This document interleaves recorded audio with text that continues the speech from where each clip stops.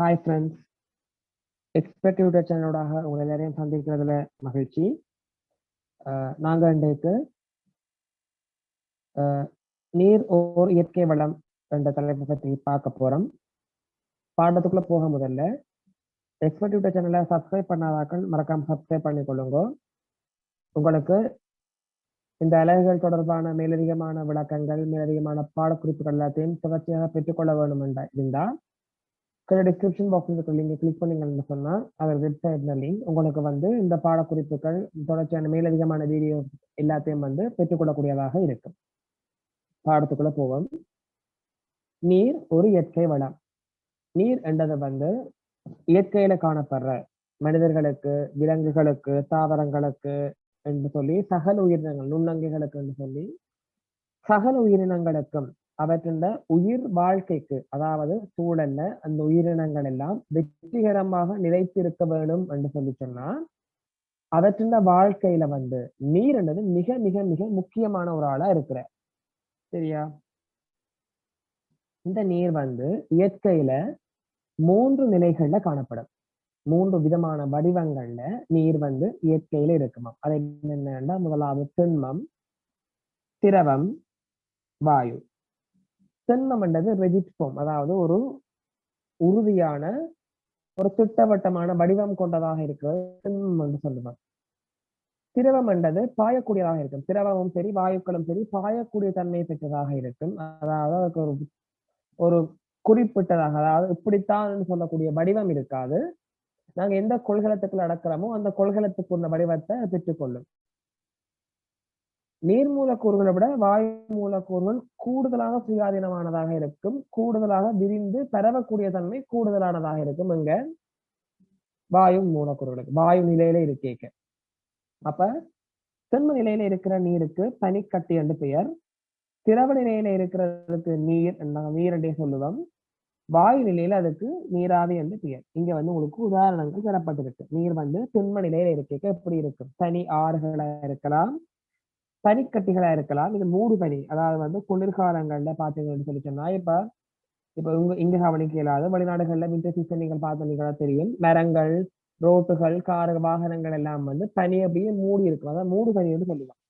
அதுவும் நீரெண்ட திண்ம வடிவங்கள்ல ஒன்றுதான். அடுத்தது திரவ நிலையில இருக்கிற நீர். அது உங்களுக்கு தெரியும், நாங்க வளமையா குடிக்கிற தண்ணி, இந்த கடல்ல இருக்கிற தண்ணி, குளத்துல இருக்கிறது, ஆறுல ஊடுறது, கிணத்துக்குள்ள இருக்கிற தண்ணி எல்லாம் இப்படி திரவ நிலையில இருக்குது. அடுத்தது வாயு நிலையில் இருக்கிறதுண்டா கொதிநீராவி. கொதிநீராவி என்னன்னு சொல்லி சொன்னா, நீங்க தண்ணியை கொதிக்க வைக்கிறீங்க, நெருப்பை வச்சு கொதிக்க வைக்கிறீங்கன்னு சொல்லி சொன்னா, தண்ணி ஒரு கட்டத்துக்கு மேல நல்லா வெப்பமாக ஒரு கட்டத்துக்கு மேல நல்லா கொதிச்சு வந்தா பிறகு பபிள்ஸா மேல தண்ணி அப்படியே கேஸ் மாதிரி மேல தண்ணி வரும், வாயுவா மேல போகும். அதுதான் கொதிநீராவி. அடுத்தது வளிமண்டலத்தில் இருக்கிற ஆவி. வளிமண்டலத்திலேயே கணிசமான அளவில நீராவி இருக்கிறதாக அறியப்பட்டிருக்கு. சரியா? ஓகே. இப்ப நாங்க ஒரு பிராக்டிக்கல் மாதிரி ஒன்று செஞ்சு பார்க்கிறோம். அதாவது காரங்களை கொண்ட பெண். இது என்னன்னா, மழை பெய்யறதாக நாங்க கருதுறோம். அதாவது ஒரு ஒரு கப் எடுத்து அந்த கப்புக்குள்ள ஓட்டை போட்டுட்டு அதுக்குள்ள தண்ணியை ஊத்தணும். அப்ப அது மழை மாதிரி பெய்யுது. நாங்க ஒரு பாத்திரம் எடுத்து அதுக்குள்ள மேல முதல்ல கீழே என்ன செய்யறோம், கற்களை போட்டு நிரப்புறோம். அதுக்கு மேல மணல், அதுக்கு பேர ஒவ்வொரு படையா மணல்களை போட்டு மேல களிமண் போடுறோம். அதாவது ஒரு தரை தோற்றத்தின், அதாவது ஒரு நிலத்தின் அமைப்பை நாங்க ஒரு பாத்திரத்துக்குள்ள அமைக்கிறோம். அப்ப நாங்க என்ன பாக்குறோம்னா, வழிஞ்சு ஓடுற தண்ணி எப்படி போய் கடலுக்குள்ள போகுதுன்னு பாக்குறோம். சரியா? அப்ப இப்படி இப்ப களிமண் ஒரு பக்கத்துக்கு பின்னம்னா அப்படியே வழிஞ்சு ஓடி போய் தண்ணி சேரும், ஒரு இடத்துல சேரும். கீழையும் தண்ணி கொஞ்சம் கொஞ்சமா பெறவும். அப்ப அதைத்தான் நாங்க அங்க கீழே சேர்ந்து இருக்கிற தண்ணிய நிலத்தடி நீர் என்று சொல்லுவோம். சரியா? நிலத்தடி நீர் அல்லது நிலக்கீழ் நீர்.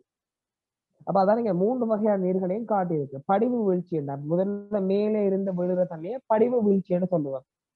மழை வடிவத்துல வரலாம், தனியாக வரலாம். ஆலங்கட்டி மழை. ஆலங்கட்டி மழை என்னன்னா ஐஸ் கட்டி, அதாவது தண்ணியா மழை பெய்யாம கட்டியா விடும், மேலே இருந்து தனிக்கட்டியா விடும். அதான் ஆலங்கட்டி மழை என்று சொல்றது. அடுத்தது தனிமழை. அப்ப தண்ணி மேலே இருந்து வந்தா அதை படிவு வீழ்ச்சி என்று சொல்லுவாங்க. எப்படி?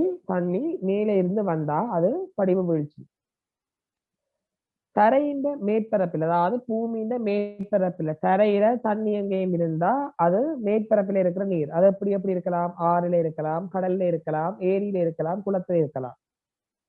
நில மட்டத்துக்கு, தரை மட்டத்துக்கு கீழாக தண்ணி இருந்தா, நீர் இருந்தா அது என்னன்னு சொல்லுவோம்? நிலக்கீழ் நீர். இப்ப கிணறுல நாங்க வெட்டுறதுண்டா அப்படித்தான். நாங்க கிணறு வெட்டி என்ன செய்வோம்னா ஆழத்துக்கு கிணற வெட்டினோம்னா தண்ணி ஊத்து எடுக்கிறோம்னு சொல்லுவோம். அப்ப அந்த தண்ணி ஊத்து வரும். அப்ப கிணறு ஊத்துல இருக்கிறது எல்லாம் என்ன? நிலக்கீழ் நீர். அடுத்தது உவர்திறன் அப்படின்னா என்னண்டா, இப்ப தண்ணியில வந்து மினரல்ஸ், அதாவது கனிவுப்புக்கள், கனிப்பொருட்கள் அளவு கூட கூட அது உப்புத்தன்மை, அதுல இருக்க உப்பு சுவை, உப்புத்தன்மை வந்து கூடிக்கொண்டு போகும். அப்ப அந்த உப்புத்தன்மையின் அடிப்படையிலேயும் வந்து நீரை வந்து 3 வகையா பிரிக்கலாம். அதாவது நீர் நிலைகள்ல இருக்கிற நீரை 3 வகையா பிரிக்கலாம். எப்படி?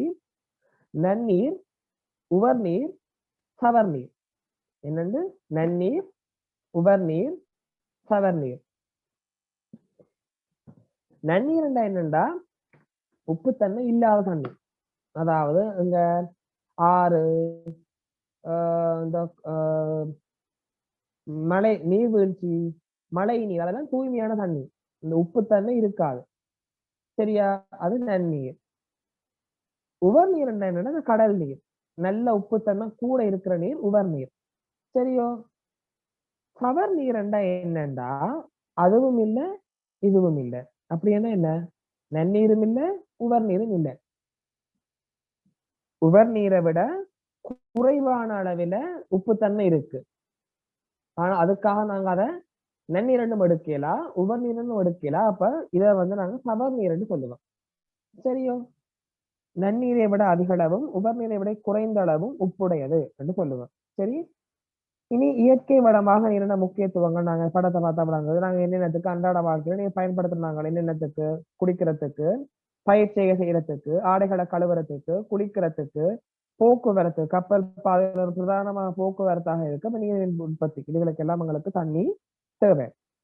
அடுத்தது உயிர் அங்கிகளின் உயிர் நிலவுகைக்கு நீரின் முக்கியத்துவம். என்னென்ன?